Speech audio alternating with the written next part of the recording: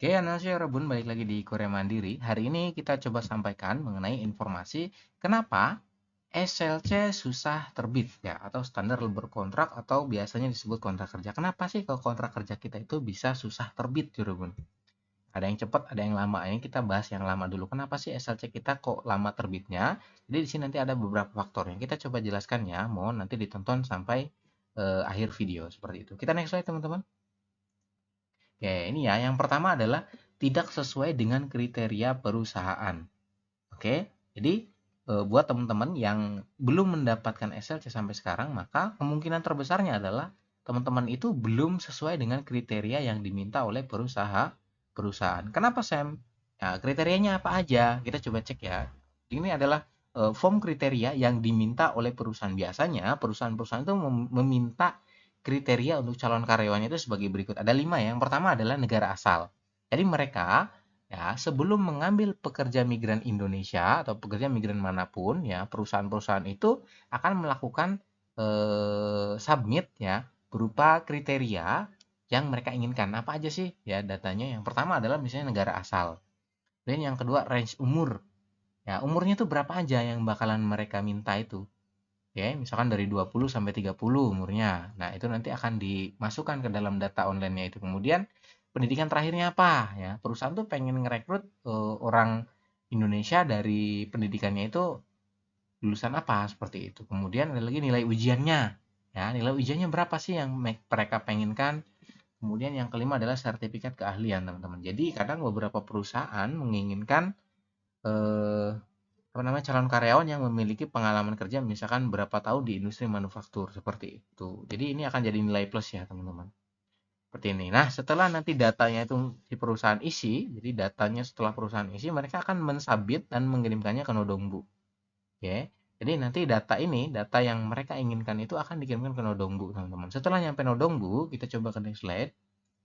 Nah, ini ya. Setelah masuk di Nodongbu, maka datanya itu akan diseleksi, teman-teman. Ya, barulah Nodongbu akan melakukan seleksi data di Nodongbu. Seperti itu. Maksudnya gimana? Maksudnya adalah Nodongbu akan melakukan seleksi ya, data orang-orang yang ada di roster berdasarkan kriteria permintaan dari perusahaan. Ya, tadi kan ada tuh kriterianya apa aja tadi ya. Kemudian kalau misalkan nanti muncul data di Nodongbu bahwasanya oh orang ini sesuai dengan kriteria perusahaan tadi ya, maka kategorinya dia lolos mengenai seleksi data ini ya. Kalau misalkan lolos, maka data Anda akan direkomendasikan ke perusahaan, dalam kurung namanya adalah mediasi. Anda nggak yang pernah mediasi? Pasti ada ya, teman-teman. Biasanya kadang sebelum hire itu mereka akan mediasi dulu ya. Kemudian kalau misalkan teman-teman datanya gagal atau tidak sesuai dengan seleksi kriteria yang ditentukan oleh perusahaan, ya ini datanya gagal nih, ya, maka data tersebut tidak akan diberikan ke perusahaan ya, jadi tidak akan direkomendasikan ke perusahaan. Makanya kadang ada tuh selama 1 tahun roster, tapi Anda belum pernah mediasi satu kali pun, belum pernah kesenggol, ya, bahasanya kayak gitu katanya, belum pernah kesenggol saya katanya. Nah, kenapa alasannya? Alasannya karena tidak sesuai dengan kriteria perusahaan tadi. Perusahaan itu banyak, teman-teman. Setiap perusahaan kriterianya berbeda-beda. Ya gitu ya.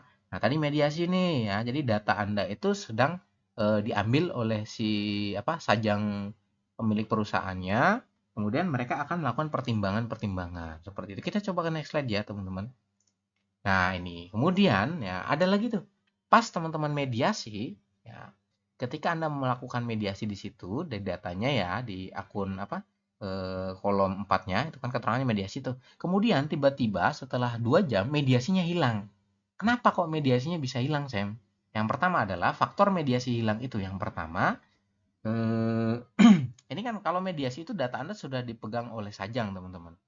Nah, sudah dipertimbangkan dengan data-data anak-anak yang lain. Ya, misalkan butuhnya 2, nanti dikirimkan datanya 6.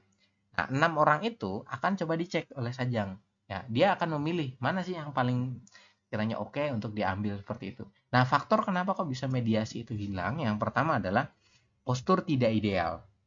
Nah, nomor satu itu postur tidak ideal, teman. Memang di persyaratan itu tidak dituliskan di kita mendaftar ujian IPS, tapi itu tidak dituliskan. Tetapi di sini, ya sebagian besar sajang mereka akan memilih orang yang posturnya itu ideal. Contohnya berat badan dengan tinggi badan itu seimbang.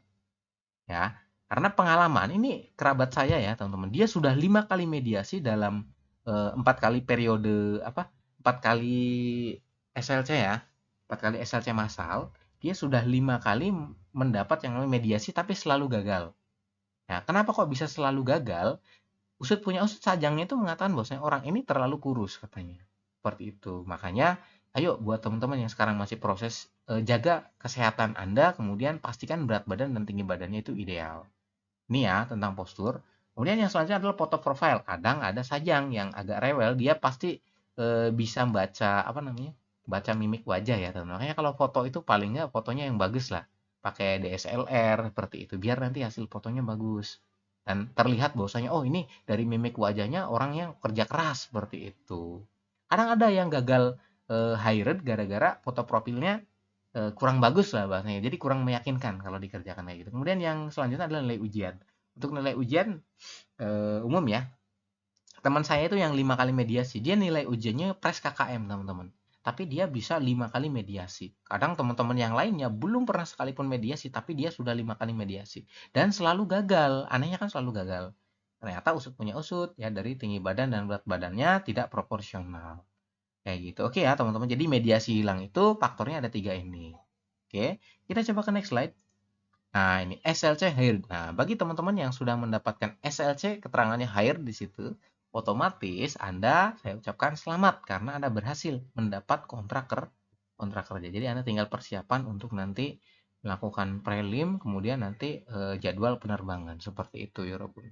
Kalau SLC hired itu masih ada kemungkinan SLC dibatalkan, cuman ya harapannya teman-teman sudah bisa satu langkah kaki untuk menginjakan ke Korea seperti itu. Oke ya, itu saja teman-teman untuk informasi dari kita. Terima kasih untuk yang sudah menonton. Jangan lupa untuk like dan subscribe di channel YouTube Korea Mandiri. 안녕히 계세요, 여러분. 정말 고맙습니다.